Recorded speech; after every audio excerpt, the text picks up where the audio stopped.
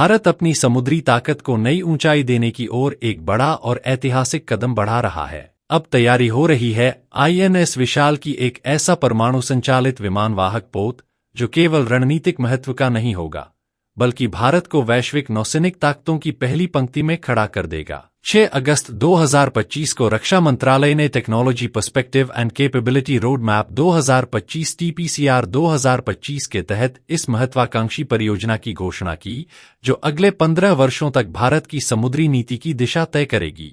INS विशाल, जिसे indigenous aircraft carrier 3 IAC-3 के नाम से भी जाना जा रहा है, पूरी तरह स्वदेशी तकनीक से विकसित किया जाएगा और परमाणु ऊर्जा से संचालित होगा। यह भारत के लिए पहली बार होगा। निर्माण स्थल कोचीन शिपयार्ड लिमिटेड। वजन 65,000 से 75,000 टन। लंबाई करीब 300 मीटर। गति 55 किलोमीटर प्रति घंटा। विमान क्षमता 55, 40 फिक्स्ड विंग फाइटर और 15 हेलीकॉप्टर। इस परियोजना के पूरा होते ही भारत अमेरिका और फ्रांस के बाद दुनिया का तीसरा देश बन जाएगा जिसके पास परमाणु संचालित विमानवाहक पोत होगा। इसके अलावा भारतीय सेना के पैरा स्पेशल फोर्सेज और नौसेना के मरीन कमांडो मार्कोस ने सिक्किम में बेहद कठिन परिस्थितियों में संयुक्त स्कूबा और लड़ाकू डाइविंग अभ्यास किया।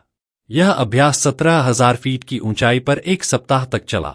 रक्षा अधिकारियों ने इस संयुक्त अभ्यास के बारे में जानकारी दी। उन्होंने कहा कि इस अभ्यास का उद्देश्य दोनों बलों के बीच तालमेल बढ़ाना, उनके विशेष युद्ध कौशल को निखारना और विविध व चुनौतीपूर्ण इलाकों में अभियानों के लिए उनकी तैयारी सुनिश्चित करना है, तथा इससे यह सुनिश्चित करना होता है कि भारत की विशिष्ट सेनाएं हिमालय से लेकर गहरे समुद्र तक विविध भूभागों में मिशन के लिए तैयार रहें।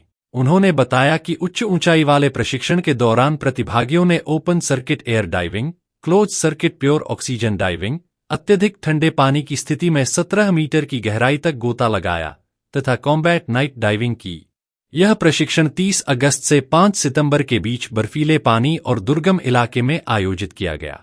इस दौरान कमांडो ने open circuit air diving, close circuit pure oxygen diving और अत्यधिक ठंडे पानी में 17 मीटर की गहराई तक गोताखोरी का अभ्यास किया। इसके अलावा उन्होंने रात के समय में भी लड़ाकू गोताखोरी का भी अभ्यास किया। इस बारे में एक रक्षा अधिकारी ने बताया कि इस तरह का प्रशिक्षण सैनिकों को भविष्य के युद्ध क्षेत्रों के लिए तैयार करने के लिए आवश्यक है, जहां अप्रत्याशितता ही एकमात्र स्थिरता है।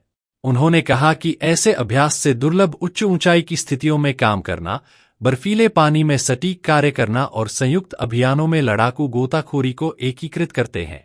इस दौरान टीम कमांडर ने कहा कि इन चरम स्थितियों में प्रशिक्षण से सैनिक की सहनशक्ति, कौशल और मानसिक शक्ति के हर पहलू का परीक्षण होता है।